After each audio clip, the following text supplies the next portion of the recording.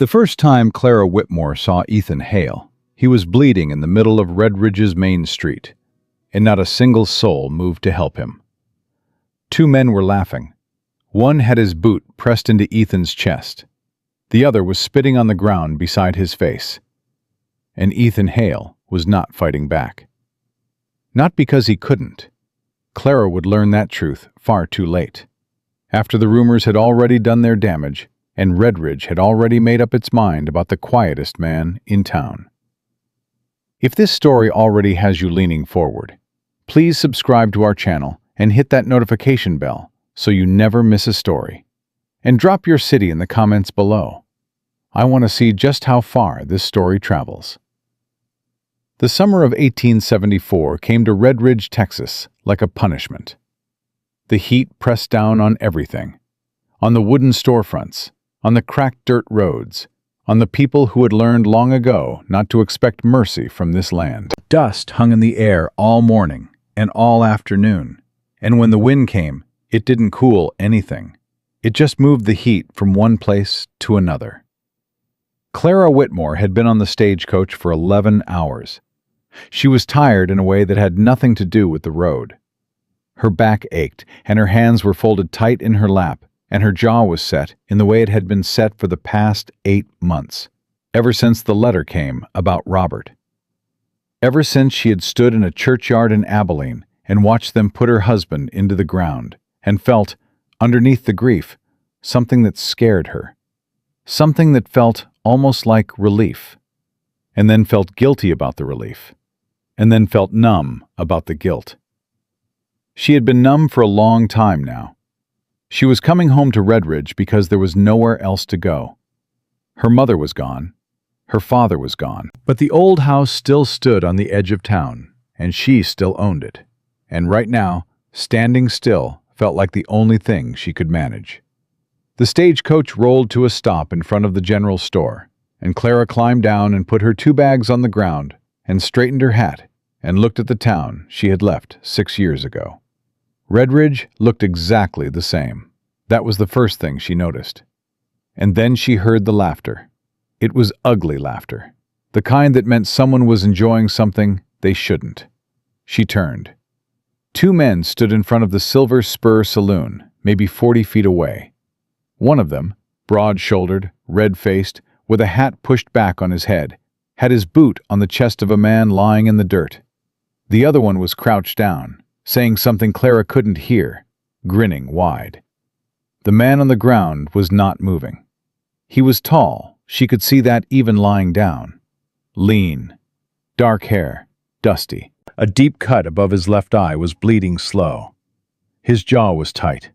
His hands were flat on the ground, not raised, not swinging, not even flinching. And around them, maybe a dozen people stood watching. Not one of them moved. Clara dropped her bags and walked forward. "Stop," she said. Her voice came out louder than she intended. The laughter cut off. The red-faced man with his boot on the other man's chest looked up. "Stop that right now," Clara said. She was still walking toward them. She wasn't sure why. She had always been the kind of woman who stepped toward things that frightened her. Robert had called it stubbornness.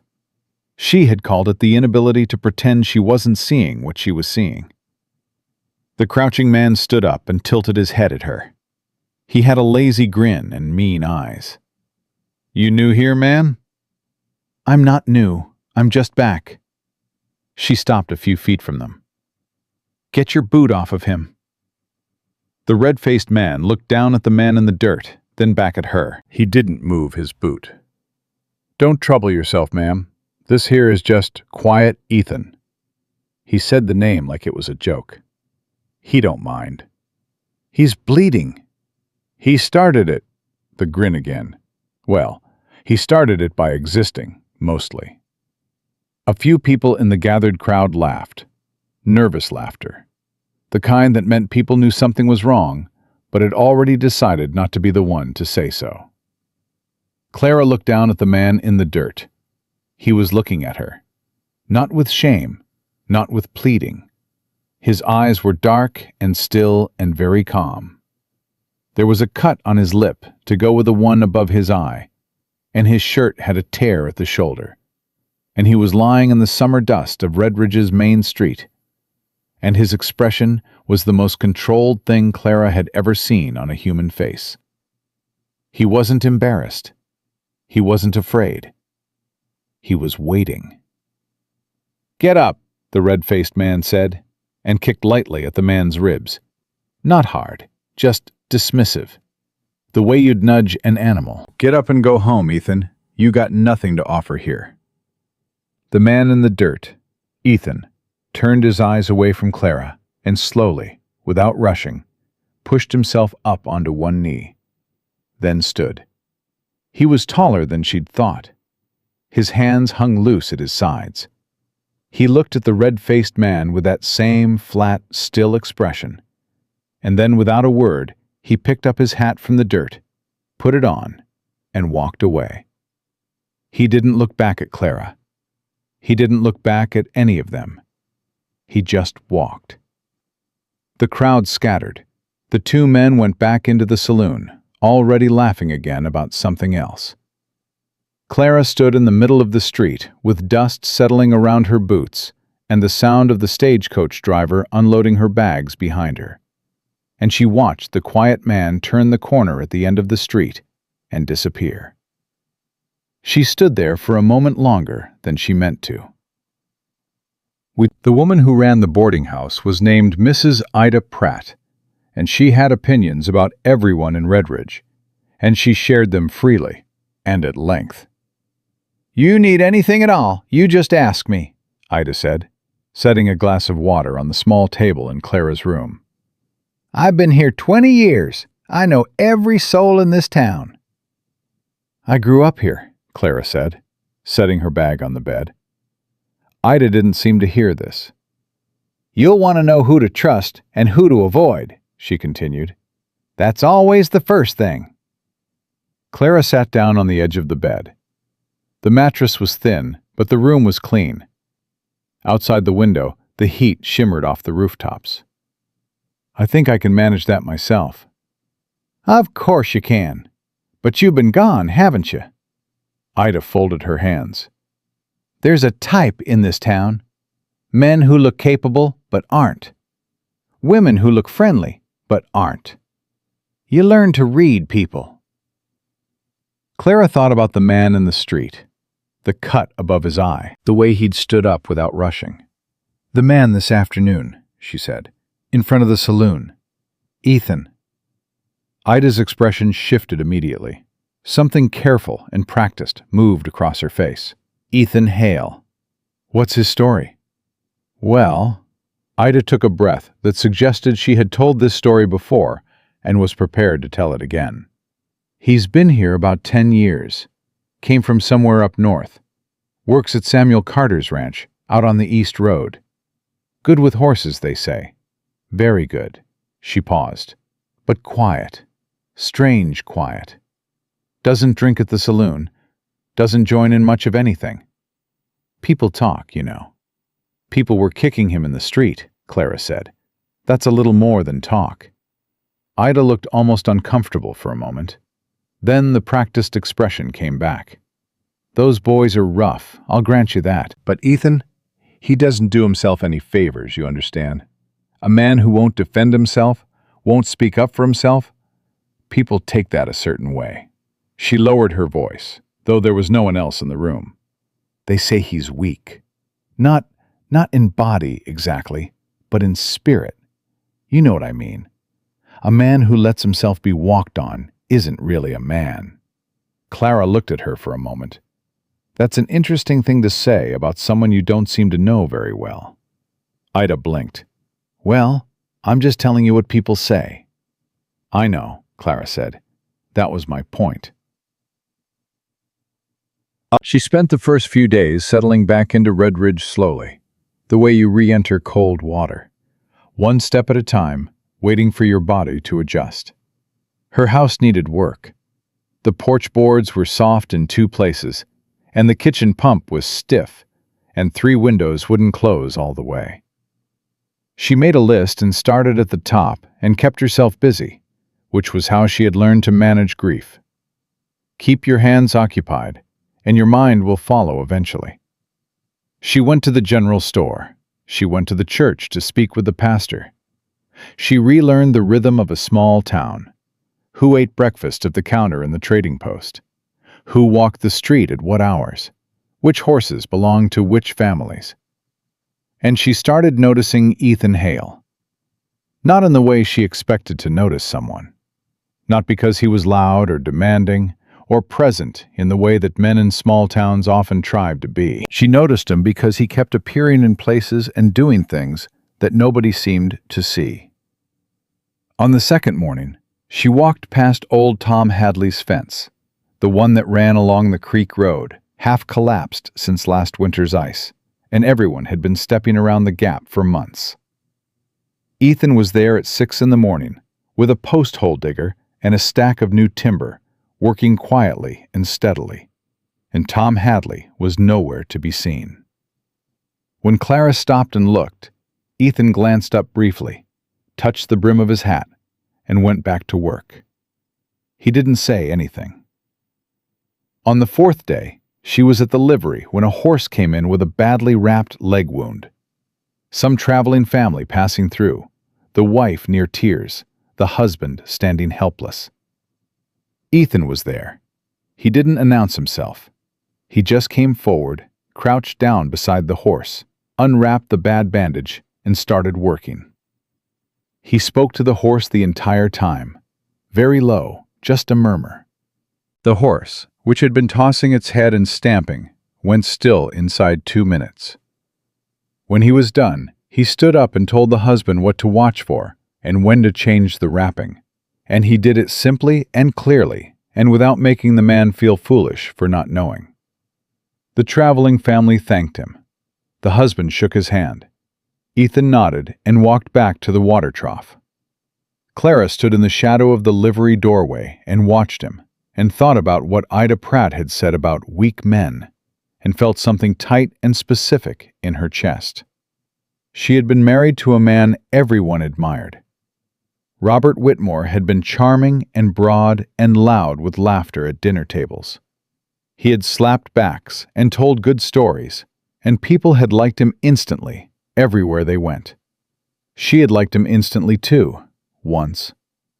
But in 6 years of marriage, she had learned the difference between a man who performed strength and a man who actually had it. She had learned it slowly and painfully, and in ways she still couldn't quite make herself say out loud. She watched Ethan Hale walk away from the livery, unhurried, and she thought, "That man is not weak." She ran into him directly on the 5th day. She was coming out of the general store with a paper bag of flour tucked under one arm, and he was coming in, and they met in the doorway, and both stepped the same direction, and then the other direction, the way people do, and Clara almost laughed, despite herself. "Sorry," she said. "My fault, ma'am."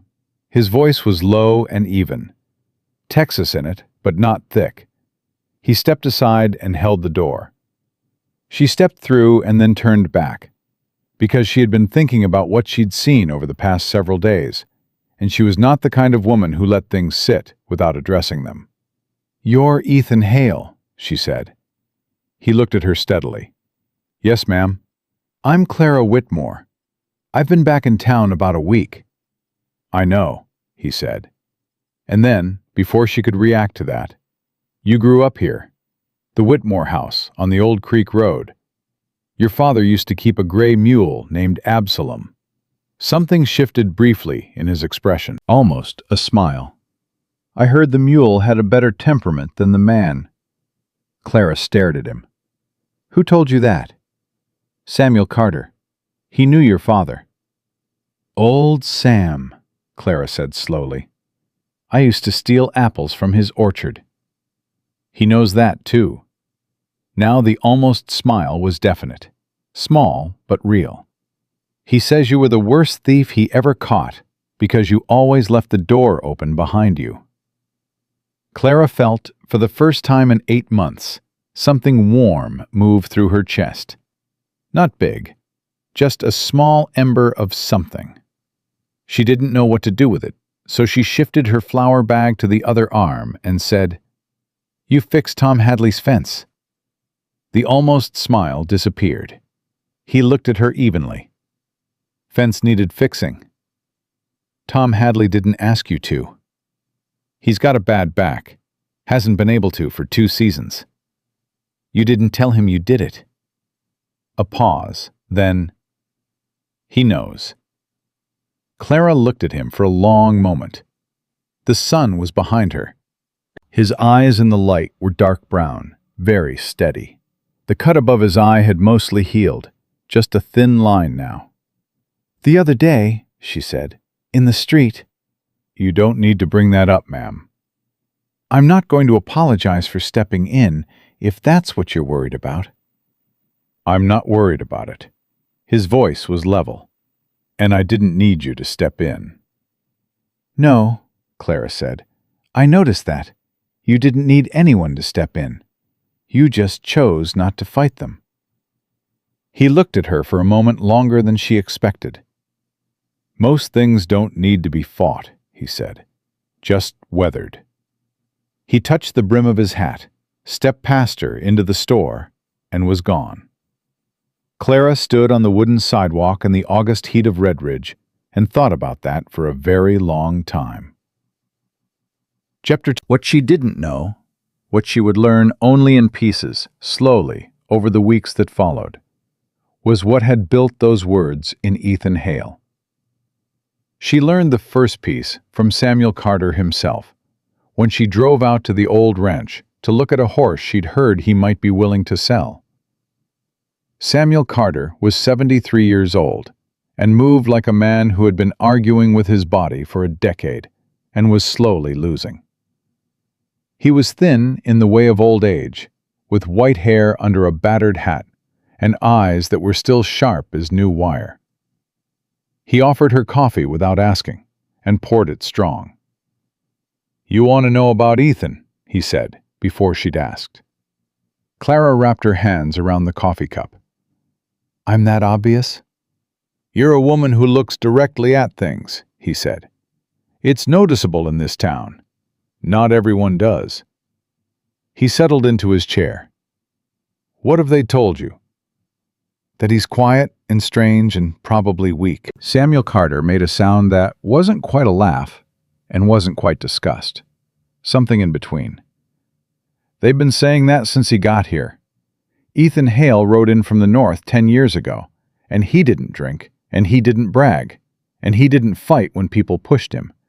And in Red Ridge, Texas, in 1874, that combination of things reads one particular way to most people." He looked at his coffee cup. "It reads wrong. But they read it." "And what does it actually read?" Clara said. Samuel was quiet for a moment. The kind of quiet that meant he was choosing what to say and what to hold back. "Ethan served as a frontier army scout for 6 years, he said finally. "Indian wars up in the territories. He was very good at what he did. They sent him places other men wouldn't go, ahead of the main column, sometimes alone for days. He brought men back alive who should have died." He paused. "He's seen things that most of the men in Redridge couldn't sit with for 5 minutes. He knows what violence costs. He knows exactly what he could do to someone in a fight." His voice went quiet. "And he's decided not to. Not because he can't, because he's seen enough." Clara stared at the table. Something was moving in her chest, slow and complicated. "He doesn't talk about it," Samuel said. "Doesn't think he owes anyone that explanation. And maybe he's right. But here, that silence gets mistaken." He looked up at her. "Sheriff Kane doesn't help matters." "Kane," Clara said. "I've seen him around. He was very—" She searched for the right word. "Friendly." "Kane is friendly to everyone until he isn't," Samuel said. "You watch that man's eyes when he smiles. Watch where the smile stops." He picked up his coffee cup. "He and Ethan have history. Kane started most of those rumors. Quiet Ethan this, useless Ethan that. He's been feeding it for years." "Why?" Samuel looked at her steadily. "Because Victor Kane is a man who needs to be the most capable person in any room. And Ethan Hale, without saying a single word, walks into rooms and makes that very difficult for Kane to be." She was thinking about that conversation 3 days later when it happened. She had driven herself in the small wagon out to the East Road to look at a section of fencing near her property line. And on the way back into town, the horse, young, barely 2 years in harness, that she hadn't thought to worry about, heard something in the dry brush at the side of the road. A coyote, maybe. A rattlesnake. Something. The horse lurched sideways so hard the wagon slewed, and Clara grabbed for the reins, but they were already pulled from her hands. And then the horse was running, and she was gripping the bench with both hands, and the wagon was bouncing and bucking over the rough road, and the reins were dragging in the dust, and she had no control. None at all. She was shouting. She didn't realize it until later, that she was making noise, calling out, because the town was ahead, barely visible, and someone needed to get out of the road. And then a figure stepped from the side of the road into the path directly ahead. Clara's heart seized. The horse saw him. The horse did not stop. It tried to go around, but the man spread his arms out wide and stepped left to cut it off. Not running, not diving, just moving steadily. And his voice came out, low and very calm, cutting straight through the noise and the heat and the dust. "Easy, easy now, easy, girl." Not loud, not commanding, just present, absolute and steady. The horse slowed, stopped. It was heaving and trembling, and its eyes were wild, but it had stopped. The man had one hand on the bridle now, the other on the horse's neck, still speaking, still low. The horse dropped its head. Its sides shook. Then even that quieted. Clara sat on the bench of the stopped wagon and realized her hands were shaking and she was breathing too fast. She pressed her palms flat on her knees. The man turned and looked up at her. Ethan Hale. "You all right, ma'am?" he said. She was looking at his face, the same flat, controlled expression. He'd just stepped in front of a bolting horse without flinching, and he looked like he'd simply picked up something someone had dropped. "Yes," she said. Her voice came out steadier than she expected. "I'm all right." He nodded. He handed the reins back up to her carefully, making sure she had them before he let go. His hands, she noticed, were perfectly steady. "You shouldn't drive that horse alone yet," he said. "She's still green. Give her a few more months on a longer lead before you take her on roads with brush." "I'll remember that," Clara said. He started to step back. She said, "Ethan?" He stopped and looked up at her. She didn't know what she had been going to say. Something had come into her throat and sat there. She looked at him for a moment, standing in the dust of the road in the flat summer heat, completely untroubled. This quiet man who had just stepped in front of a runaway horse without being asked. And she felt something she had not felt in 8 months, maybe longer. She felt safe. "Thank you," she said. He touched the brim of his hat. "Ma'am?" He walked away. Clara sat in the stopped wagon with the reins in her hands and watched him go, and thought that the people of Red Ridge, Texas, had no idea what was standing in their midst. No idea at all. That evening, she sat on her porch as the heat finally began to break, the sky going orange and pink above the rooftops, and she thought about something Samuel Carter had said.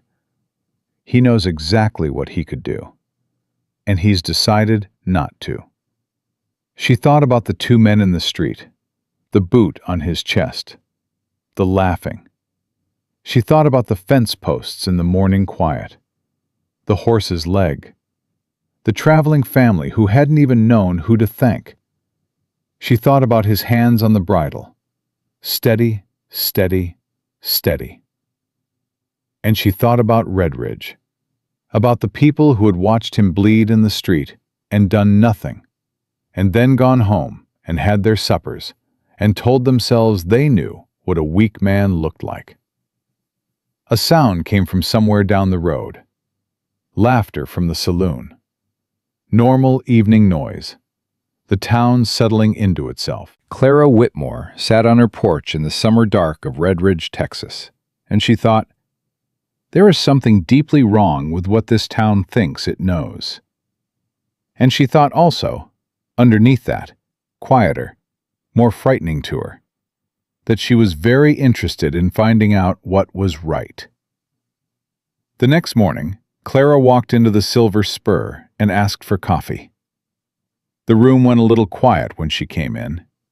Not completely, but enough. The kind of quiet that meant people were noticing something they hadn't decided how to feel about yet. A woman alone in a saloon before 9 in the morning was either very confident or very desperate. And Clara had decided a long time ago that she would always be mistaken for the first kind before the second. She sat at the counter, and the barkeep, a heavy-set man named Doyle with a gray mustache and careful eyes, poured her coffee without asking and said nothing, which she respected. She was halfway through the cup when Victor Hale walked in. She had seen him twice before, briefly. He was tall, clean-shaven, with a silver star on his chest, and the particular way of moving that men in positions of local authority often developed. Slow and deliberate, like the room was expected to arrange itself around him. He was handsome in a way that was probably more effective 10 years ago. His eyes were pale and very alert. He saw her immediately, and his face shifted into a wide, practiced smile. "Mrs. Whitmore," he said, coming to the counter. "Settling in all right?" "Fine, thank you," Clara said. Kane took the stool 2 down from her and leaned one arm on the counter. "Heard you had some trouble out on the East Road yesterday." Clara looked at him. "Word travels fast." "Small town," he shrugged pleasantly. "Runaway horse is the kind of thing people mention." His voice stayed easy. "I heard Ethan Hale happened to be nearby." "He stopped the horse," Clara said. "It was fortunate." Kane accepted the coffee from Doyle and turned the cup in his hands. "You be careful around him, Mrs. Whitmore. I say that as someone whose job it is to know this town." Clara set her own cup down. "Is there a reason I should be careful around him?" Kane's expression stayed pleasant. That was what she noticed. The pleasantness never wavered, never cracked. It was the expression of a man who had practiced looking reasonable for a very long time. "He's not dangerous. I don't mean that exactly. He's just unpredictable.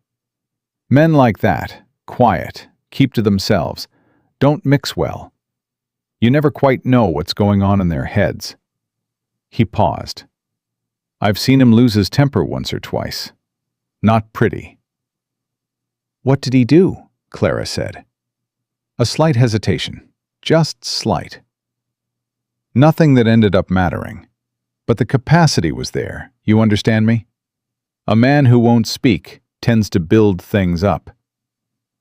Clara picked up her coffee cup. "That's very interesting, Sheriff, because the only person I've seen lose their temper in this town since I got here was a man named Deke Patterson, who had his boot on Ethan Hale's chest. And the only person who seemed unbothered by it was Ethan himself." Kane's smile stayed exactly where it was, but something shifted behind his eyes. Something quick and cold, gone before she could pin it down. "Like I said," he said pleasantly. "Unpredictable." He finished his coffee, set a coin on the counter, touched the brim of his hat to her, and walked out. Clara stared at the door after it closed. Then she looked at Doyle. Doyle was wiping down the counter with great focus and attention, the way a man wipes a counter when he heard something he doesn't want to have heard. "How long has Kane been sheriff here?" Clara said. Doyle kept wiping. "About 9 years. And Ethan Hale's been here 10. Doyle stopped wiping. He looked at her sideways, just briefly. Then he put the rag down and moved to the other end of the counter. And that was the end of that conversation. But it told her everything she needed. She went to find Samuel Carter. She found him at the south fence of his property, arguing with a fence post that wasn't going in straight. She took the other side of it without being asked and held it plumb while he drove it, and when it was done, he looked at her with something that might have been approval. "Kane talked to you," he said. It wasn't a question. "This morning." Clara brushed the dirt from her hands. "He warned me about Ethan." Samuel picked up his post-hole digger and moved to the next spot. "He does that with new people, especially women." He swung the digger into the ground. Women are better at listening, in Kane's experience, and more likely to repeat what they hear. "What does he have against Ethan?" Samuel worked for a moment before answering. "About 4 years ago, there was a situation with a ranching family south of town. The Morrow family. Parents, 3 kids. A man came through claiming rights to their land. Forged papers, but convincing enough for most people. Kane looked at the papers and said they were legitimate." He paused his digging. "Ethan didn't say a word publicly. He just rode to Abilene and back in 2 days, and when he came back, he had a lawyer with him. The papers were forgeries. The Morrows kept their land." Clara was quiet for a moment. Kane authenticated forged papers. "Negligence," he called it. "An honest mistake." Samuel's voice was dry as the August ground. Maybe it was. But Kane knew that Ethan had made him look like either a fool or something worse, in front of the whole town. And men like Kane don't forget that. He went back to digging. After that, the stories about Ethan got worse. Couldn't prove who was starting them, but they got worse. Clara thought about Kane's smooth, pleasant face, the smile that stopped exactly at his eyes. "Does anyone else know this?" "Some do," Samuel said. "But knowing a thing and saying it out loud, in a town where the sheriff controls who gets trouble and who doesn't, that's 2 different things." He looked at her directly. "You're not from here anymore, Mrs. Whitmore. You don't have the same reasons to stay quiet." She understood what he was telling her. She also understood that he was watching her carefully to see what she would do with it. "Neither do you," she said. Samuel Carter looked at her for a long moment. Then something moved across his old face, something that looked almost like relief. "No," he said. "I suppose I don't." He drove the next post in hard. Clara watched him and thought about what it cost a person to stay quiet about something they knew was wrong. She had done it herself. For years, in her own house, she had been very quiet about things she knew were wrong. And she had told herself it was wisdom, and it had taken her a long time to understand that it wasn't wisdom at all. It was just fear wearing a sensible dress. She wasn't going to make that mistake again. She went back to town and found Ethan at the livery. He was working on a saddle, seated on a low bench, and he looked up when she came in, but didn't stop what he was doing. That was something she had started to notice about him. He didn't perform surprise or welcome. He just acknowledged your presence and kept doing the thing he was already doing. It should have felt rude. It didn't. "I talked to Kane this morning," she said, coming to stand near the doorway. She didn't sit down. "He warned me about you." Ethan kept working the leather in his hands. "He does that." "He says you're unpredictable." "He means I'm inconvenient." Clara watched him work for a moment. "He told me you lost your temper, that it wasn't pretty." Ethan set the saddle piece down and looked at her. "What exactly are you doing, Mrs. Whitmore?" "Clara," she said, "and I'm finding out what's true." "Why?" The question was direct, and there was no performance in it. He wasn't being defensive. He genuinely wanted to know her reason. Clara found, to her faint surprise, that she had to think about it honestly before she answered. "Because I spent 6 years in a house where I pretended not to see things that were directly in front of me," she said. "I'm done doing that." Ethan was quiet for a moment. He looked at her with those steady, dark eyes. "My temper," he said finally. "What Cain calls losing it. I raised my voice once. At Cain himself, in the middle of the street, 2 years ago, when he told the Hendersons their well had to be blocked because it was on disputed land, and he knew full well it wasn't." He paused. "I said his name loud enough for people to hear, and I told him he was wrong, and I told him why. That's what he calls losing my temper." "Because you raised your voice?" "Because I did it where other people could hear." The livery was hot and still. Outside, the town was going about its morning, completely indifferent to this conversation happening in the shade. Clara thought about what that cost. Not the raising of his voice, but the silence before and after. Year after year of knowing something was wrong and choosing, every day, not to become what that wrongness wanted you to become. "How do you do it?" she said. "All of it. The things they say about you. The things they do. How do you just keep living here like it doesn't matter?" Ethan picked up the saddle piece again.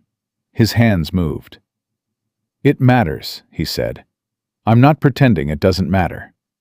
He worked a moment. "But a man can't build anything on other people's opinions of him. Can't build a fence with it.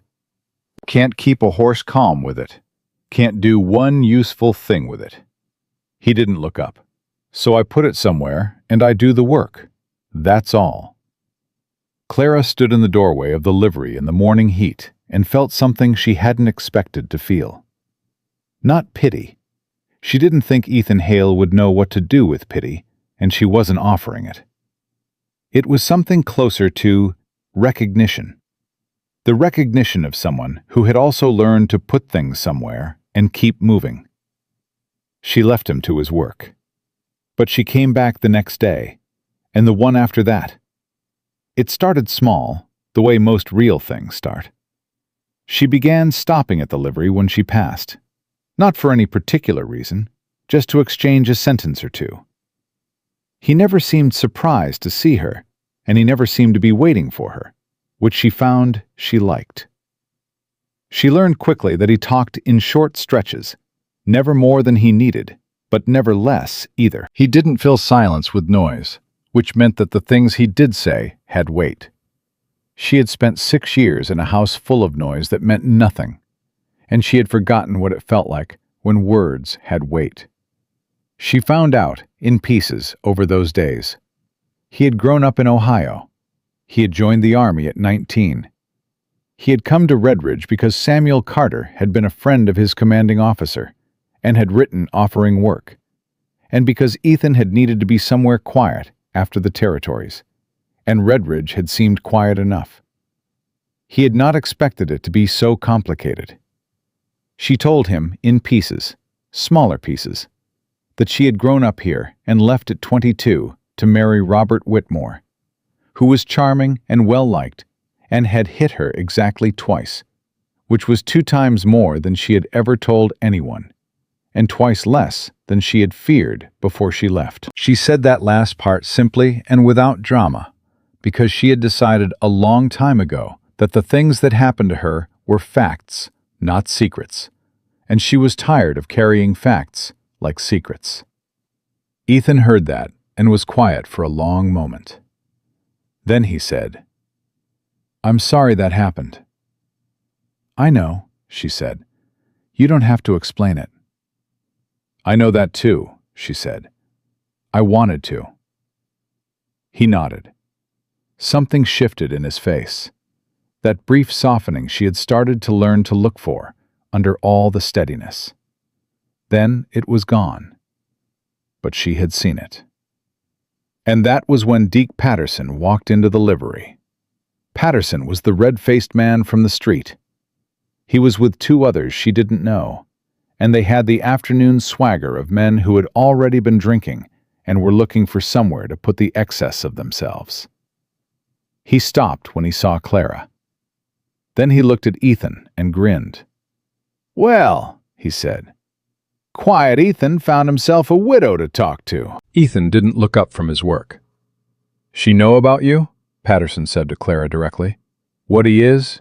What he ain't?" "I know more about him than you do," Clara said. Her voice came out flat and sure. Patterson blinked. He hadn't expected that. The two men behind him shifted. "That's so," Patterson said. Not a question. A slow, dangerous smile.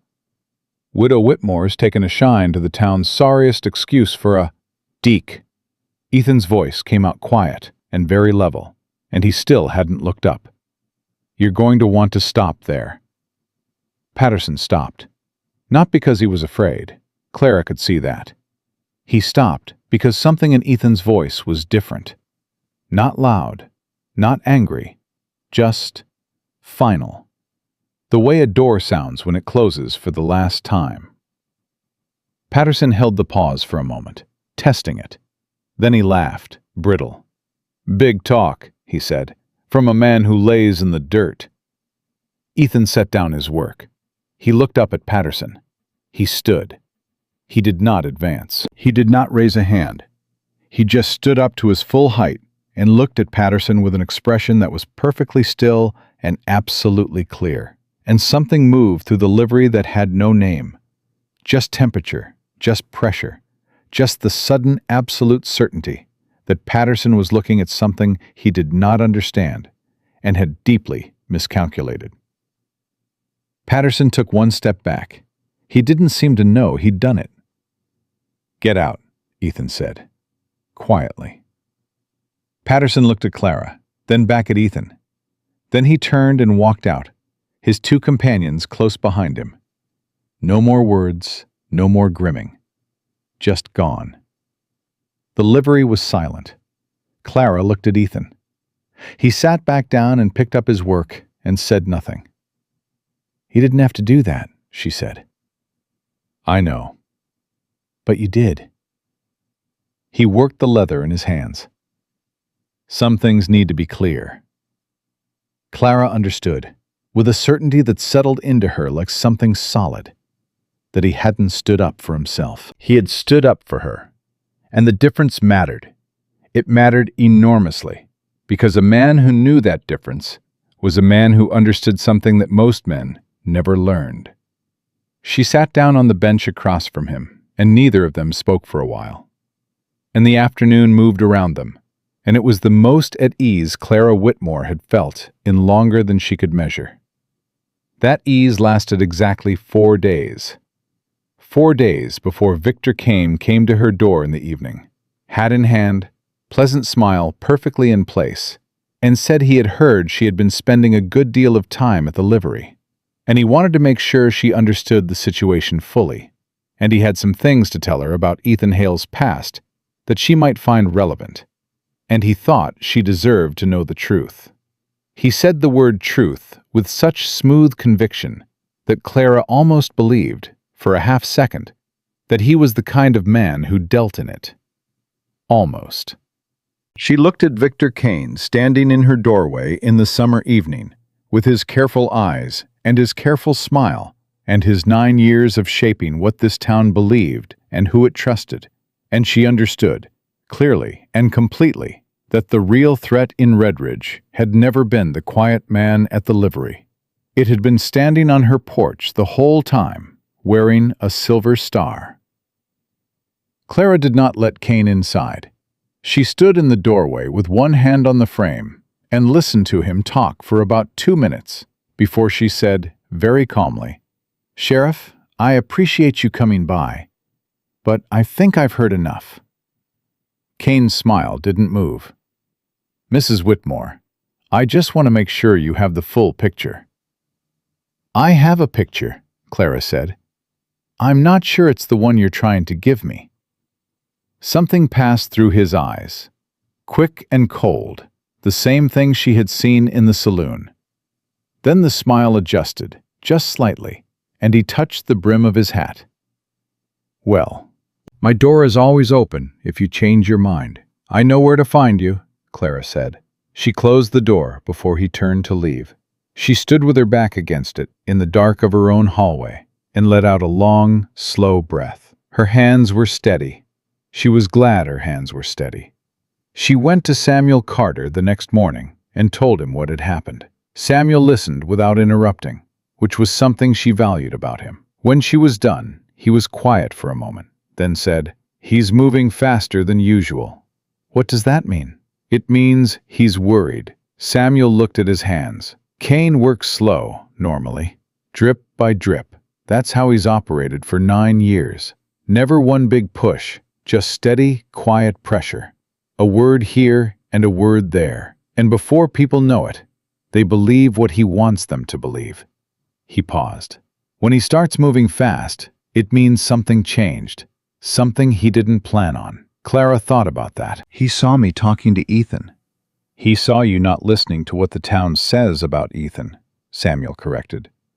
"That's different, and more dangerous to him." He looked at her steadily. "Clara, I need to tell you something.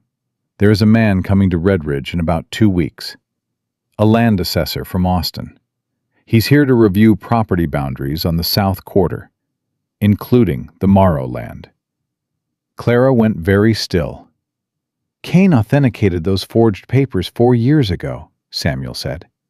"If this assessor digs into the original survey records and talks to the right people—" He stopped. "Cain has been working to make sure Ethan isn't credible enough to be listened to if he talks. That's what the last 4 years have been. It's not personal hatred, Clara. It's calculation." The room went quiet, except for the sound of the summer outside. "We have to tell Ethan," Clara said.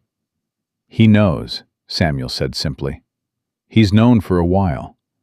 That's not what worries me."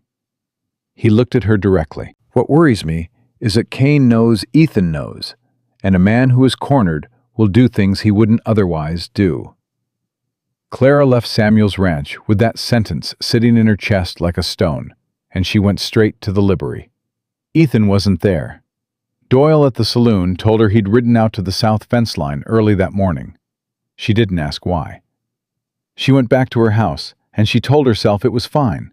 She would speak to him tomorrow, and she sat down to eat supper and could not eat, and stood up and paced and sat down again.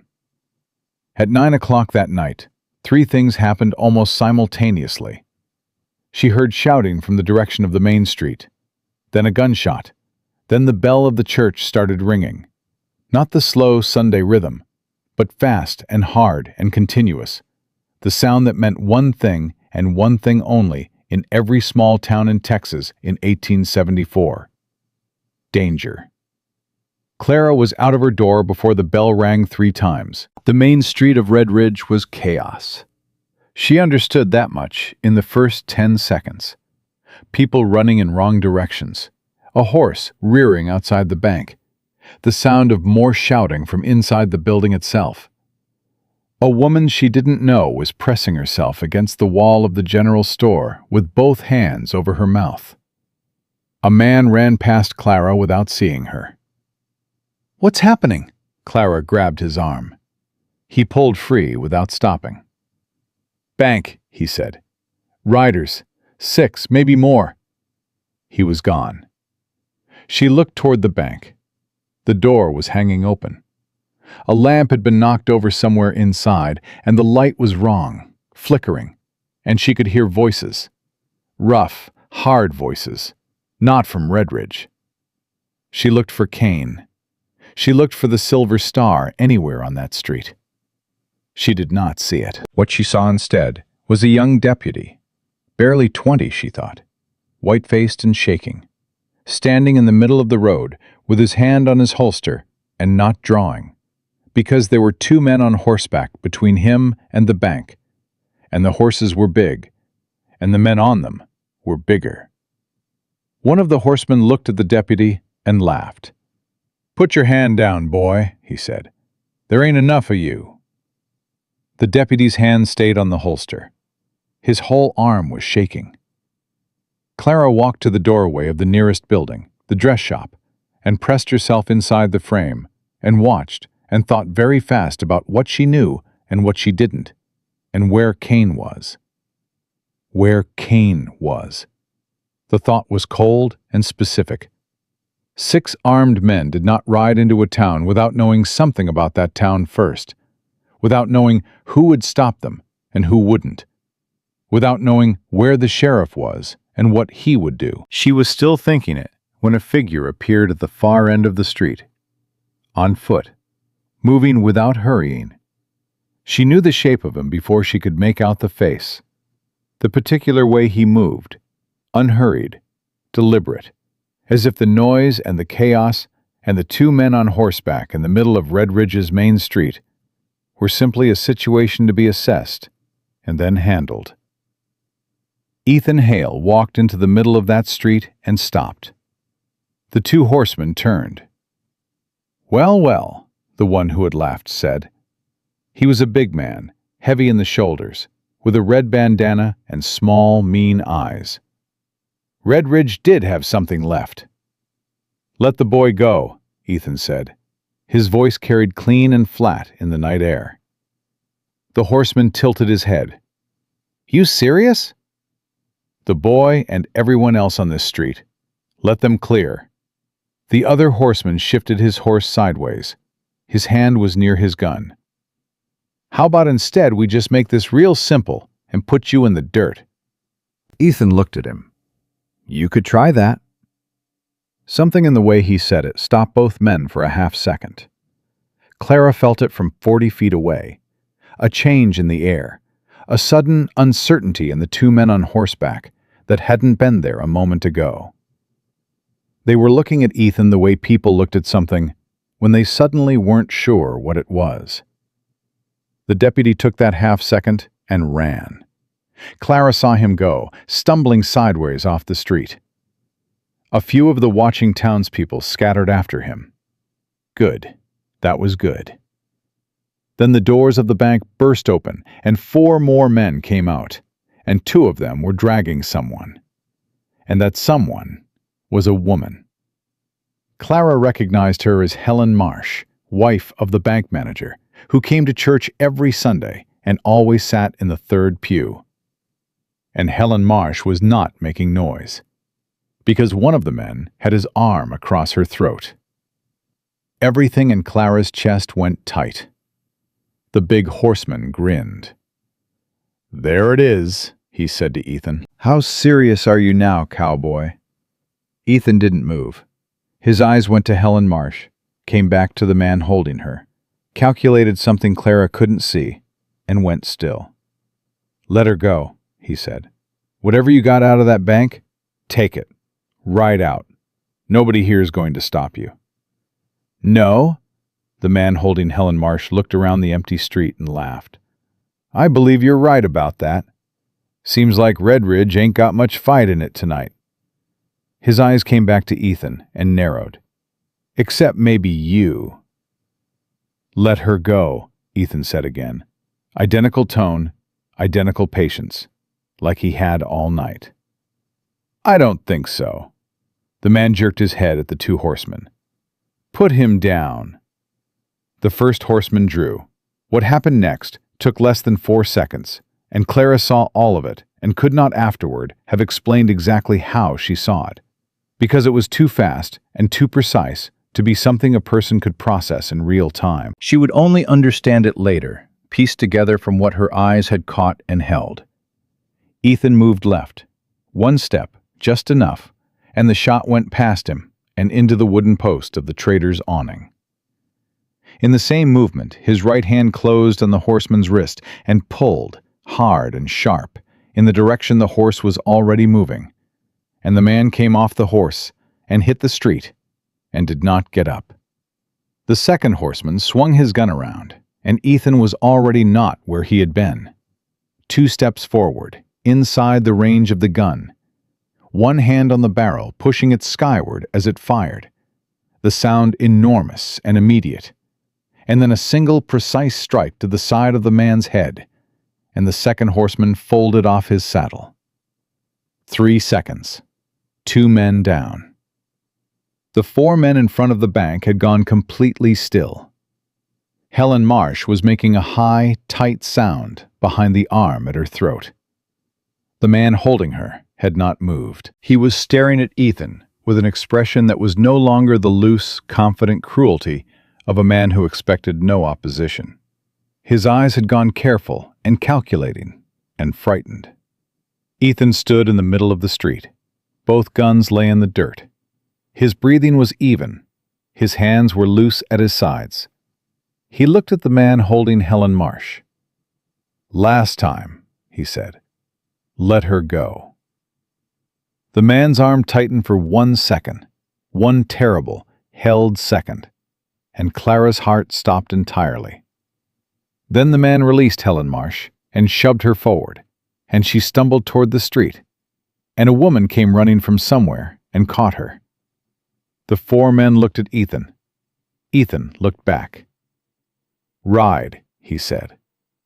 They rode.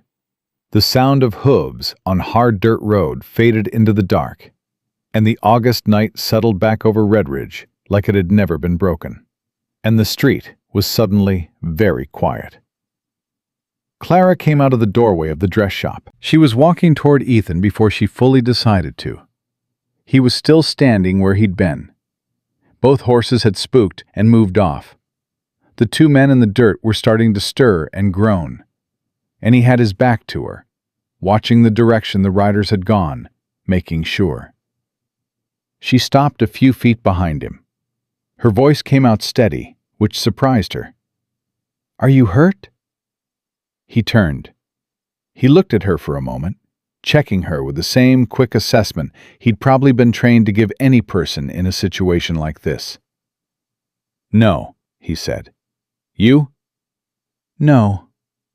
She looked at his hands, loose and calm. "Ethan, you—" "Is Helen all right?" he said. Clara looked back. Helen Marsh was sitting on the boardwalk in front of the hardware store, with the other woman's arm around her, her head down, alive and breathing. "She's all right," Clara said. Ethan nodded. He started to turn away, toward the 2 men on the ground, she thought, to check them, to do the next necessary thing. And Clara said, "Stop." He stopped. "Don't just walk away," she said. "Don't do that right now." He turned back and looked at her. His face was the same controlled, still thing it always was. But his eyes, in the unsteady light from the damaged lamp inside the bank, his eyes were something else. She saw it. The thing underneath the control. Not wildness, not pride. Something quieter and much more honest than either of those. The exhaustion of a man who had spent 10 years carrying something that nobody around him could see, and the very particular loneliness of being completely misunderstood by everyone in a town you'd chosen to call home. She saw it, and she held it. Then she said, "Where is Kane?" The exhaustion went somewhere else in his face, and what replaced it was something flat and certain. "I think you already know the answer to that," he said. She did.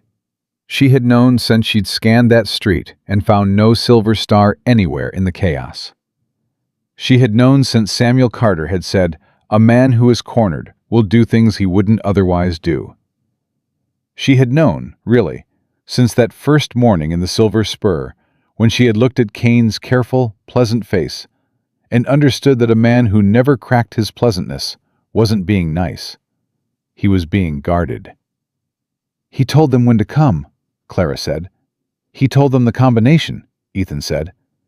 "The bank changed it 3 months ago. Nobody outside this town knew the new one." He paused. except Kane. A sound came from across the street. The deputy had come back, braver now that the horses were gone, and behind him were 4 or 5 men from the town, coming out of wherever they'd gone when it started. They were walking toward Ethan with the specific, tentative energy of people who had witnessed something they needed to rearrange their understanding around. Old Tom Hadley was among them, the man whose fence Ethan had fixed in the early morning without being asked. He stopped a few feet away and looked at Ethan, and didn't say anything for a moment. Then he said, "I seen that before, that kind of fighting. Up in the territories, during the war." He paused. "Where'd you serve, son?" Ethan looked at him. "Frontier Scout, 6th Cavalry, 6 years." Hadley was quiet for a moment. Then he took off his hat. It was a small gesture, almost nothing. But in that particular moment, on that particular street, in the way he held it against his chest and looked at Ethan Hale, it was not nothing at all. "I'm sorry," Hadley said, "for what this town's done." Ethan looked at him. Then he nodded once, short and direct, the way he did everything.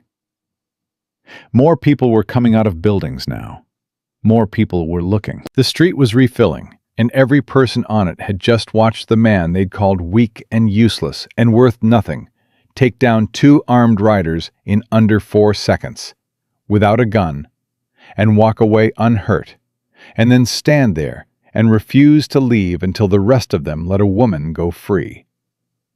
Clara watched their faces, watched the rearrangement happening behind their eyes, watched the slow, uncomfortable work of people realizing that they had been wrong, specifically and significantly wrong, for a very long time.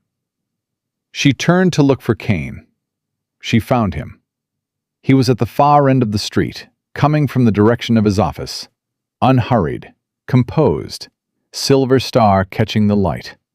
And even from this distance, Clara could see the calculation happening in his face as he assessed what had occurred and began to decide how to manage it. He was going to try to manage it. She understood that immediately. He was going to walk up here with that smooth, practiced authority and find a way to put himself at the center of what just happened and make Ethan something other than what he was. He had done it before. He had done it for 9 years, and it had worked, more or less, because there hadn't been enough people watching closely enough to push back. Clara looked at Ethan. He had seen Kane too. His jaw was set, and his eyes were steady, and he was doing what he always did, holding still, holding back, letting the world do what the world was going to do. She took a step forward. "No," Ethan said quietly behind her. "Yes," she said, equally quiet. And then she kept walking. Because Victor Kane was about to walk into a crowd of people who had just seen the truth with their own eyes. And for the first time in 9 years, there was someone in Redridge willing to say out loud what that truth was. Clara Whitmore walked toward him, through the middle of the street, and she did not stop. Kane saw her coming, and his smile appeared right on schedule.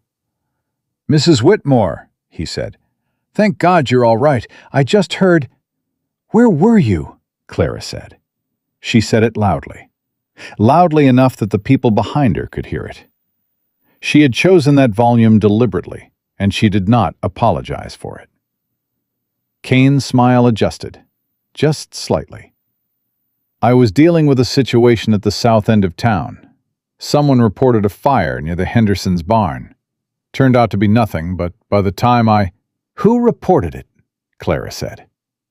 Kane blinked. "Excuse me?" "Who reported the fire? Give me a name." A pause. The kind of pause that lasted exactly 1 second too long. "I'd have to check my notes," Kane said pleasantly. "You'd have to check your notes," Clara repeated.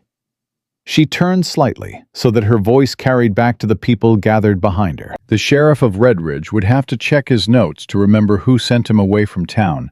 On the same night, 6 armed men rode in and robbed the bank. The street was very quiet. Kane's face did something she hadn't seen it do before. The pleasantness didn't disappear. It was too practiced for that. But it thinned, like paint on old wood, showing the grain underneath. "Mrs. Whitmore, I understand you've had a frightening evening." "I've had an informative evening," Clara said. "And I'd like to ask you something directly, Sheriff, in front of these people. In front of everyone who just watched Ethan Hale stop 6 armed men while you were gone." She held his gaze. "The Morrow land papers, 4 years ago. Did you know they were forgeries when you authenticated them?" The sound that came from the crowd behind her was low and collective. Not loud, just a shift, a held breath, a movement, the sound of people who had just understood that this conversation was not going in any direction they had expected. Kane looked at her. Something moved behind his eyes, fast, calculating, deciding. Then the pleasantness came back, thicker this time, performed. "I'm not going to stand in the street and answer accusations from a widow who's been in this town for 3 weeks, he said. His voice had dropped the warmth and found something harder underneath. "You've been spending time with Ethan Hale, and he's filled your head with—" "I filled my own head," Clara said. "That's something you should account for." "Clara," Ethan's voice came from directly behind her. She hadn't heard him follow her, and she turned, startled. He was standing 2 feet back, looking not at her, but at Kane. His expression was the same controlled thing it always was. But there was something different in the set of his jaw tonight. Not anger.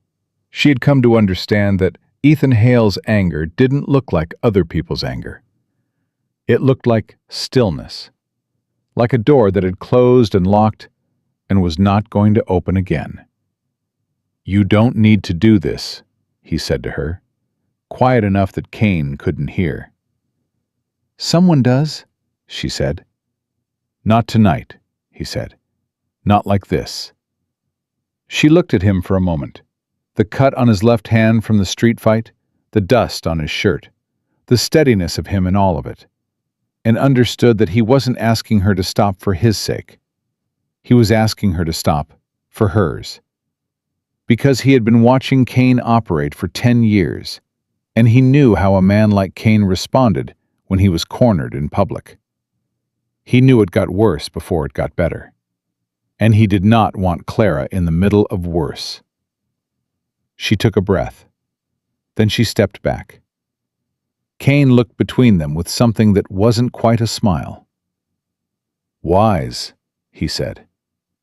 "Don't," Ethan said. One word.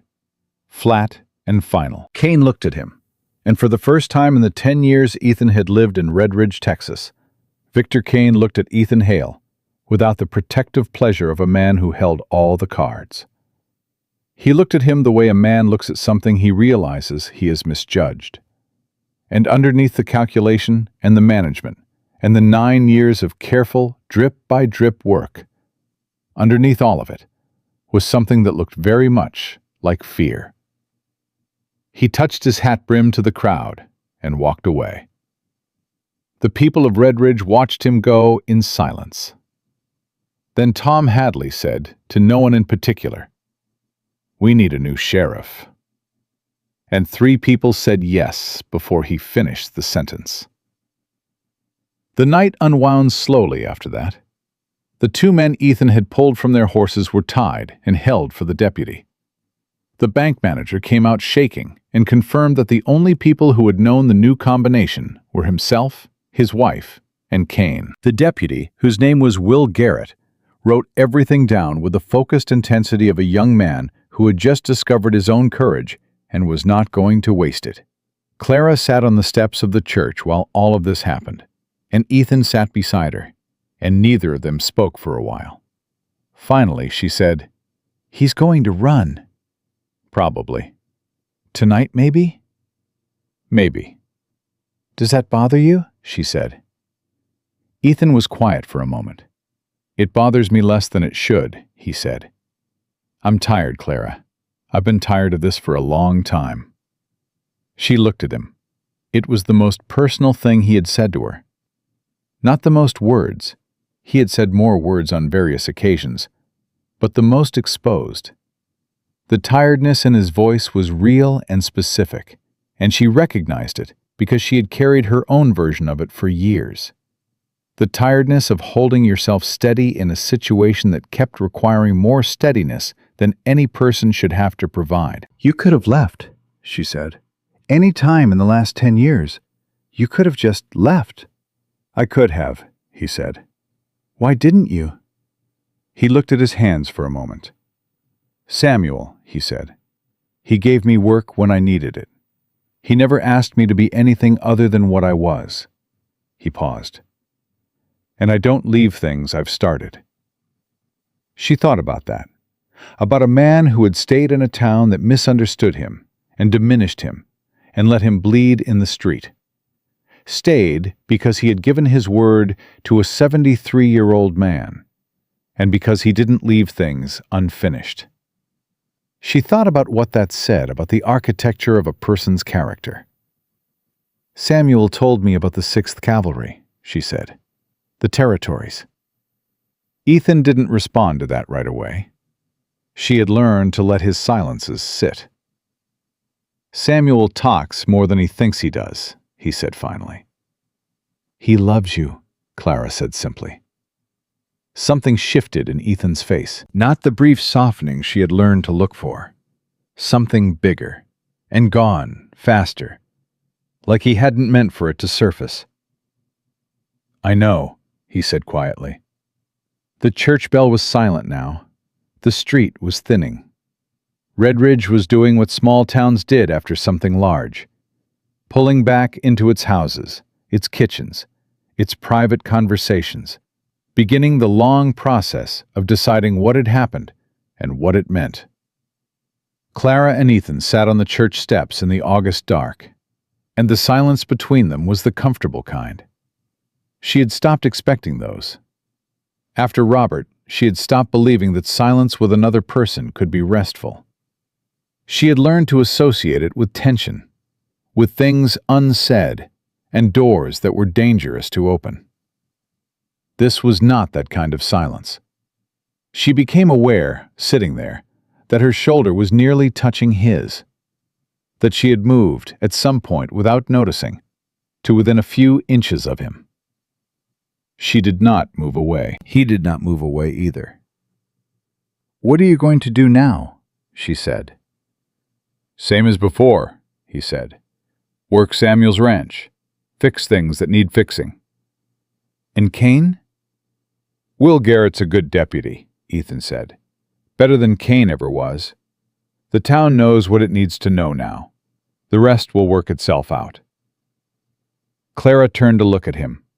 His profile in the dark was steady and certain, and she thought about what it took to have that kind of faith in a process. To do the right thing, year after year, in a place that punished you for it, and still believe that it would work itself out. That wasn't naivety. She could see clearly enough by now that Ethan Hale was not a naive man. It was something harder to come by, and much more deliberate. "You know what the worst part is?" she said. He looked at her. "None of this had to happen. All of it. The rumors, the street, all of it. It didn't have to happen. If one person had just been paying attention, if one person had just said out loud what they could see." "People see what they're told to see," Ethan said. "Not always," Clara said. He looked at her for a moment. Then he said, "No, not always." The distance between them was very small. She was aware of it in a way that was new, and also not new at all. Not new in the sense that she had been aware of him for weeks, had been aware of the space between them every time they had talked, had always been aware of when it narrowed and when it opened. but new in the sense that she was not pretending not to be aware of it anymore. She had used up all her pretending. She said, "I'm not leaving Redridge." He looked at her steadily. "I didn't think you were." "I'm saying it out loud," she said, "because I think things should be said out loud." Something in his expression moved, not the small, soft shift she was used to, something larger and more direct. He looked at her the way he had looked at things in the street earlier, that complete, focused assessment. Except that this was not assessment. This was recognition. "Clara," he said. "Don't tell me it's complicated," she said. "I know it's complicated." "I wasn't going to say that." "What were you going to say?" He was quiet for a moment. "That I'm glad you didn't leave after the first day," he said. "When you should have, probably. When most people would have." She felt something move through her chest, deep and warm. "I'm very bad at leaving when I should," she said. "I noticed," he said. And that small, real smile appeared. The one she had first seen in the doorway of the general store. The one that transformed his whole face briefly into something completely unguarded. And Clara thought that she would remember this moment for the rest of her life. Not the drama of the evening, not Kane or the gunshots or the street. This exact moment on the church steps in the August dark with that smile. She reached over and took his hand. His fingers closed around hers, and he did not say anything, and she did not say anything. And they sat there while Redridge quieted around them. That was the beginning of what happened next. Kane was gone by morning. He left sometime in the night, his horse missing from the stable, his office desk cleared of personal items, his house unlocked and abandoned. He left so cleanly it was almost impressive, the practiced exit of a man who had always kept one bag half-packed. Will Garrett found a locked box in the desk drawer that he could not open until Samuel Carter's lawyer came from Abilene 4 days later. And when they opened it, there were documents inside that made several things very clear. The forged Morrow papers with Kane's own annotations, a ledger of payments, names. The town of Redridge read those names and was very quiet for several days. Ethan did not say anything about the documents when the story circulated. He went to work at Samuel's ranch, as he had every day for 10 years. He fixed the things that needed fixing. He did not say, "I told you so," which Clara thought was either the most disciplined or the most generous thing she had ever watched a person do, and she suspected it was both. People started coming to him. Not all at once, not with any announcement or ceremony, just one by one, in the quiet way that genuine contrition usually moves. Slowly, and at close range, and with less eloquence than the situation probably deserved. Deke Patterson came to the livery on a Thursday morning. Clara was there when he came in, and she watched him stand in the doorway with his hat in his hands and look at Ethan, who was working at the bench and had not looked up. "I owe you an apology," Patterson said. His voice was stiff with the effort of it. "More than one, probably." Ethan set his work down. He looked at Patterson for a moment. "All right," he said. Patterson blinked. I want to say..." "Deke." Ethan's voice was level and without malice. "You said it. I heard it. We can move on." Patterson stood there for another moment, clearly having prepared for a conversation that was now not going to happen. Then something shifted in his face. The stiffness went out of it, and something simpler replaced it. Something almost like relief. "Yeah," he said. "All right then." He put his hat back on and left. Clara looked at Ethan. "You made that very easy for him." "Hard doesn't fix anything," Ethan said, and went back to his work. She thought about that for days afterward. The economy of it. The complete absence of the kind of performance that most people needed from reconciliation. The prolonged discomfort of the person apologizing. The acknowledgement of injury. The visible suffering of the person who had done wrong. Ethan wanted none of that. Not because the wrongs hadn't mattered. She knew they had. But because holding someone in that discomfort didn't rebuild anything.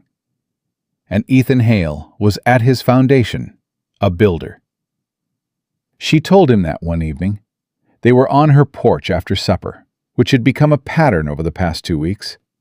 Supper at her house, sometimes cooked by her, and sometimes, surprisingly, by him. And then the porch, and the dark, and the kind of conversation that moved wherever it wanted. A builder, he repeated, the almost smile. That's a generous word for a ranch hand. Stop that, Clara said. He looked at her. Stop what? Reducing yourself. She met his eyes directly. You do it sometimes. When someone says something true about you, you make it smaller. I've noticed. He was quiet for a moment. Force of habit, he said finally. I know, she said. 10 years of being told you're nothing will do that. She paused. But I'm telling you something different, and I need you to hear it without making it smaller. He looked at her for a long time. Something in his face was very still. The deepest kind of still. The kind that meant something important was being held steady. All right, he said quietly. You are the most capable person in this town, she said. Not because of what happened in the street last week. Because of every day before that. Because of the fence posts, and the horse's leg, and the way you talked to Samuel, and the way you forgave Deke Patterson in 10 seconds, and the way you stayed in a place that didn't deserve you for 10 years because you had given your word. She held his gaze. That is not nothing. That is not almost something. That is the whole thing. The porch was quiet. The night sounds of Redridge moved around them and meant nothing. Ethan Hale looked at Clara Whitmore and the control in his face. The 10 years of held back, held together, held steady, shifted completely. Not breaking, not falling apart, just opening. The way a door opens when the person on the other side finally arrives. Clara, he said. His voice was different, lower, the steadiness still there, but stripped of armor. I know, she said softly. I know. He reached out and she met him halfway, and when his arms came around her, it was not the tentative embrace of a man unsure of his welcome.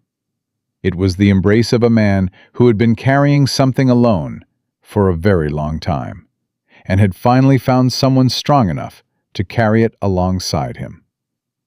She pressed her face against his shoulder and felt his heart beating. Fast, she was surprised to find. Fast and human and real.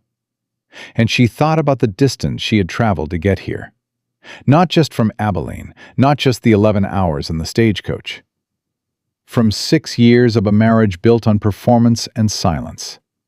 From a lifetime of being told that love was about finding someone the world admired and holding on. From every version of herself that had been quiet when she should have spoken. She had come back to Redridge to stand still. She had found, instead, the one person in it who understood that standing still and standing firm were entirely different things. Samuel Carter heard about it from Doyle at the saloon, who heard it from the pastor, who had seen them on the porch from across the road. Samuel put down his coffee cup and looked out his window for a long moment. Then he smiled, small, private. The smile of a man who had been waiting patiently for something to finally go right. About time, he said, to no one in particular. And in Red Ridge, Texas, in the deep heat of August 1874, things began. Slowly, imperfectly, and with all the difficulty that real things require, to change. The proposal happened on a Tuesday, which was not a romantic day by anyone's measure. And that was exactly why Clara remembered it so precisely. She was in the middle of repairing the kitchen pump, the one that had been stiff since she arrived, that she had been meaning to fix properly for weeks and kept putting off. And her hands were dirty, and her hair was coming loose from its pins, and she was using language that would have genuinely disturbed the ladies of the Red Ridge Church Auxiliary when she heard boots on the porch steps.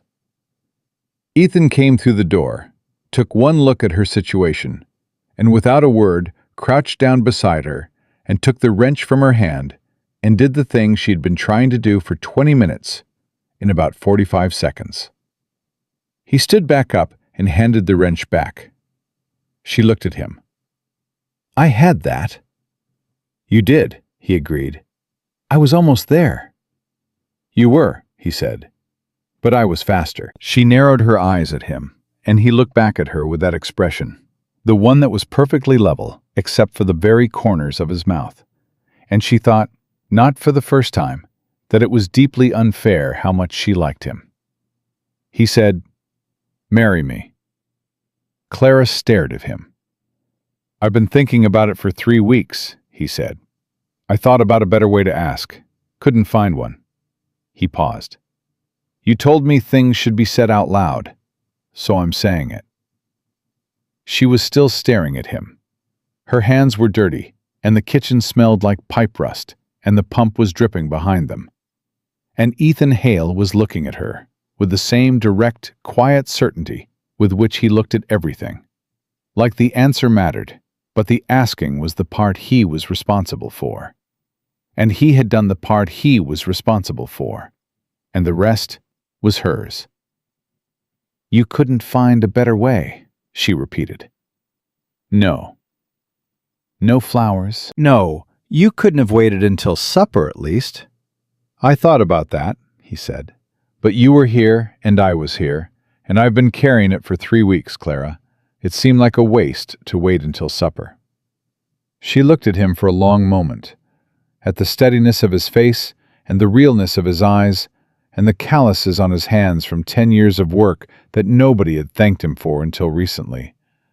At the man who had stayed when leaving would have been easier, who had been quiet when silence cost him everything, who had fixed a pump in 45 seconds and then asked her to marry him in 11 words.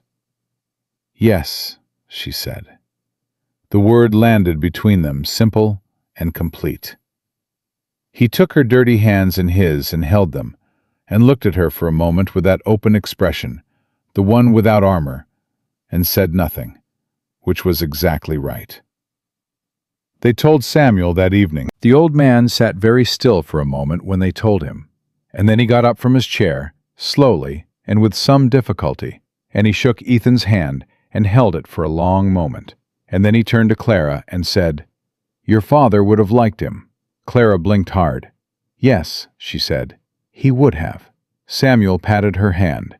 Then he went to the shelf where he kept a bottle of good whiskey for occasions that deserved it, and he poured 3 glasses, and they sat at his table in the evening and drank, and nobody said much, and it was one of the finest hours Clara Whitmore had ever spent.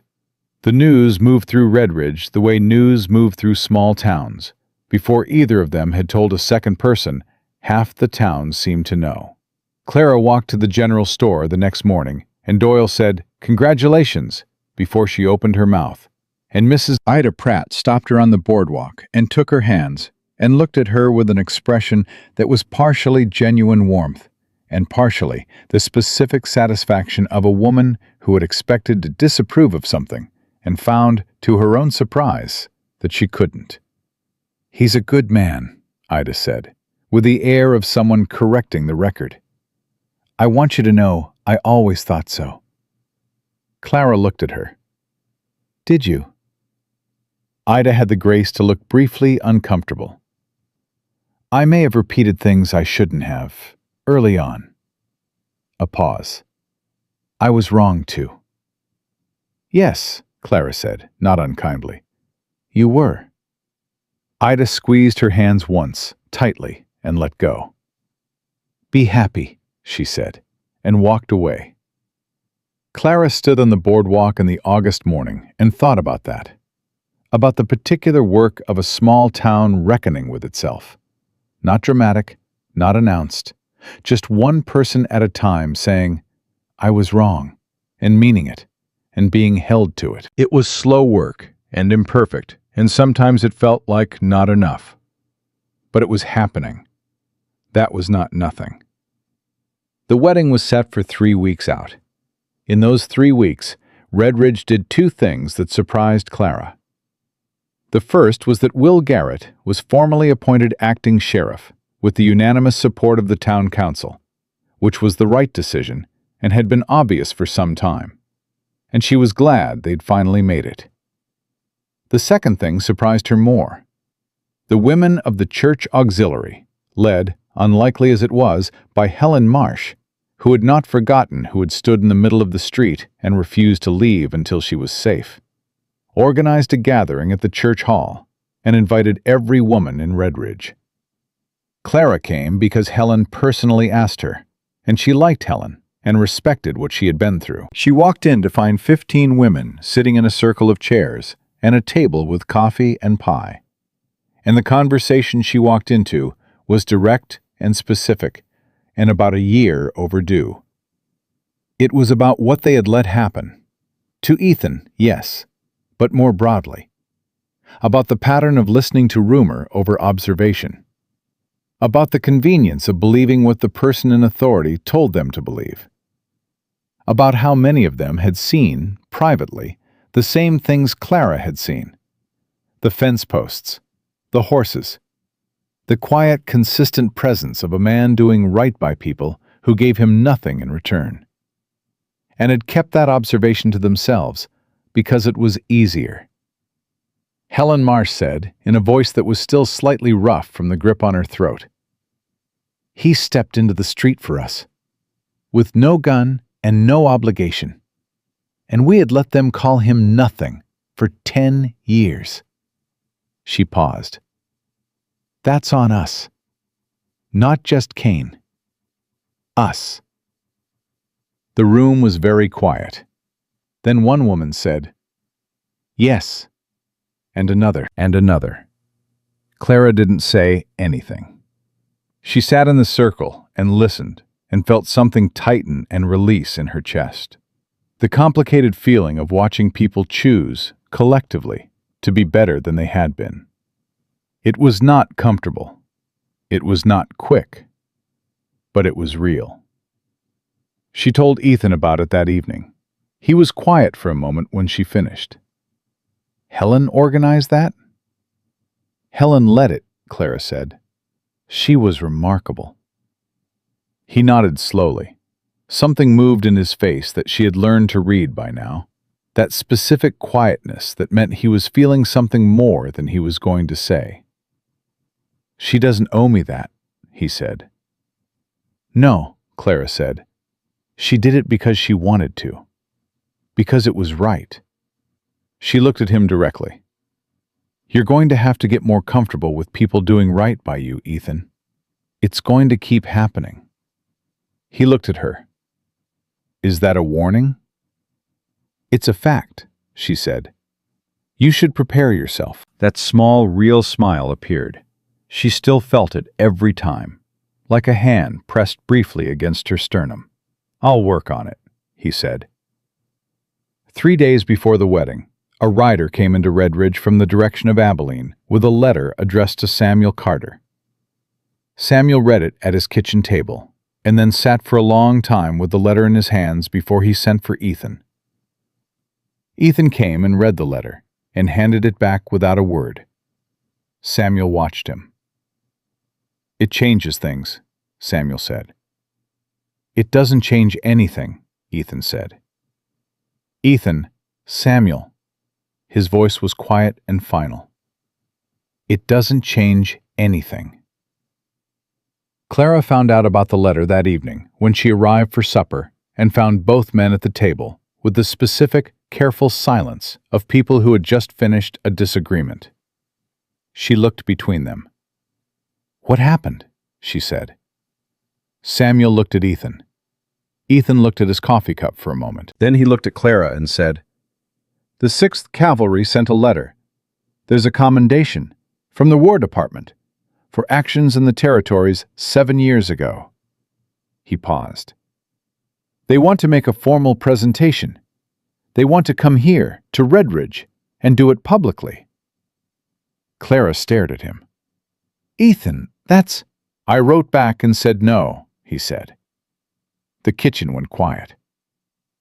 "You said no," Clara said carefully. "I don't need it," he said. "What happened in the territories? I did what needed to be done.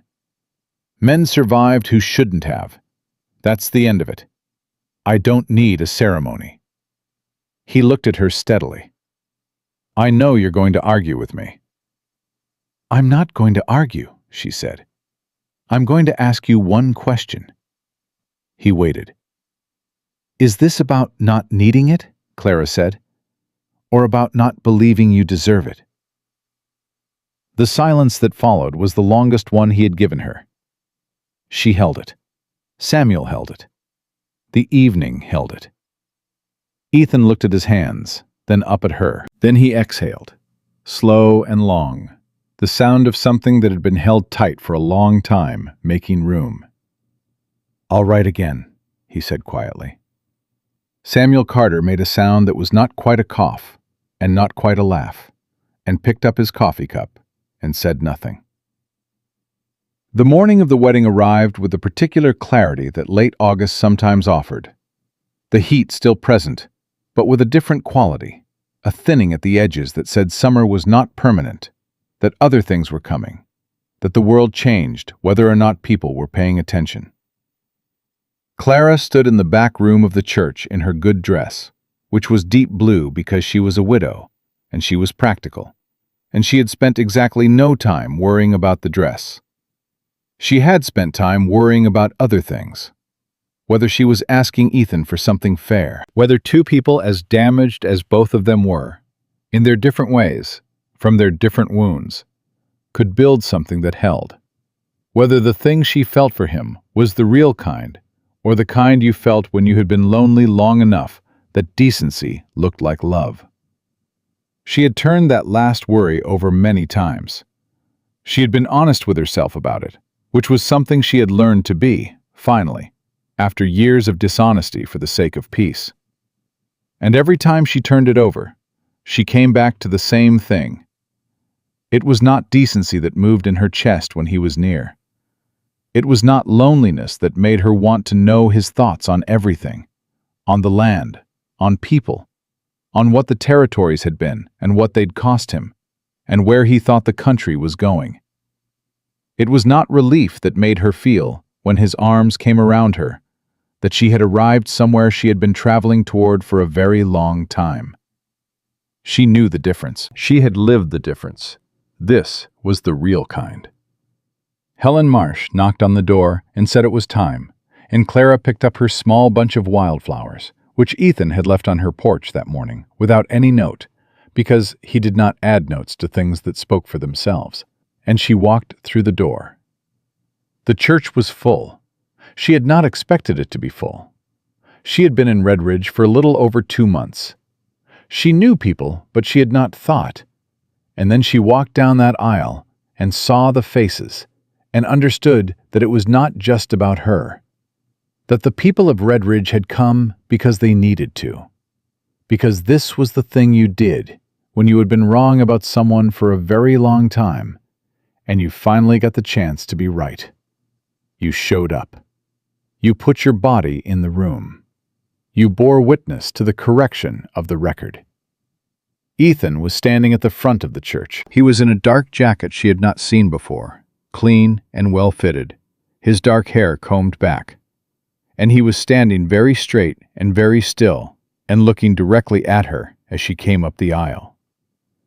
His expression was the open one, no armor, no held distance, just Ethan, present and certain, looking at her the way he looked at things he had assessed completely and decided were worth everything. She reached him, and he took her hand, and his hand was perfectly steady. The pastor said the words that pastors said. Clara heard them and also did not hear them. She was aware of Ethan's hand in hers, and the warmth of the crowded room, and the specific quality of the stillness he radiated, even here, even in front of every person in Red Ridge, Texas, with all their eyes and all their formerly wrong opinions bearing down on him. When the pastor asked him if he took this woman, Ethan said, "I do," in the same quiet, flat, certain voice he used for everything, and it was the most unperformed thing Clara had ever heard said in a church. She said, "I do," and meant every syllable of it.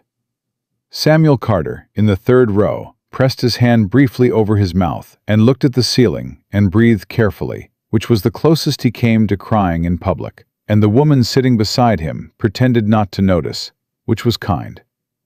After, on the church steps, with the town around them and the August heat and the smell of dust and horses and the particular alive quality of a crowd that had just witnessed something it needed, Deke Patterson came up and shook Ethan's hand with both of his, hard and long, and said nothing, which was the most honest thing Deke Patterson had managed in years.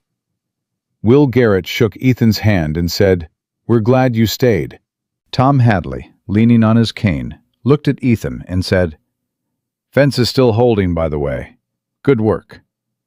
Ethan said, "I know." Clara stood beside him with his hand in hers and watched Red Ridge do its reckoning, person by person, handshake by handshake, and felt the enormity of what it took to outlast a lie. Not to fight it, not to shout it down, just to outlast it. To be so consistently and completely yourself that eventually the truth had nowhere left to hide.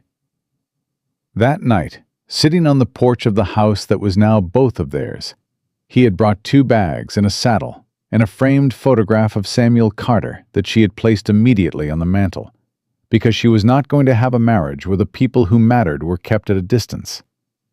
She leaned against him and said, "You know they're going to talk about us forever." He said. "Red Ridge is going to tell this story to everyone who passes through for the next 40 years. "Probably," he said. "Does that bother you?" He thought about it. Genuinely. The way he thought about everything.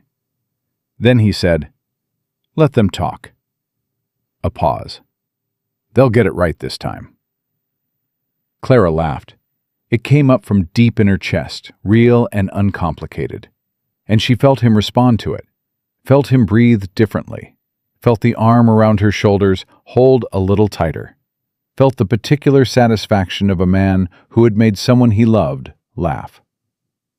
She pressed closer and looked at the dark shape of Red Ridge, quiet now, the lights going out one by one. She thought about the woman who had stepped off a stagecoach 2 months ago, with 2 bags and a grief she didn't know how to put down. She thought about the man bleeding in the street who hadn't needed saving and had let her step forward anyway, because he understood something she was still learning. That letting someone stand beside you wasn't weakness. It was the hardest kind of trust. She thought about what Samuel had said. Your father would have liked him. She thought about all the ways love had been misrepresented to her, all the loud, performed, public versions of it that had turned out to be empty. All the years she had been told to look for the man everyone admired, and had never once been told to look for the man who showed up at 6 a.m. to fix a stranger's fence. "Ethan," she said. Thank you for staying." He was quiet for a moment. Then he said, "Thank you for coming back." The night settled over them, and Red Ridge breathed around them, and the summer held its last warm hours before the world turned towards something new. And Ethan Hale held his wife on the porch of their home, with steady hands and a full heart, and the quietest man in Texas had never needed a single word to say everything that mattered. He had only ever needed someone willing to listen. And in Clara Whitmore, Clara Hale now, he had finally, completely, and irrevocably found her.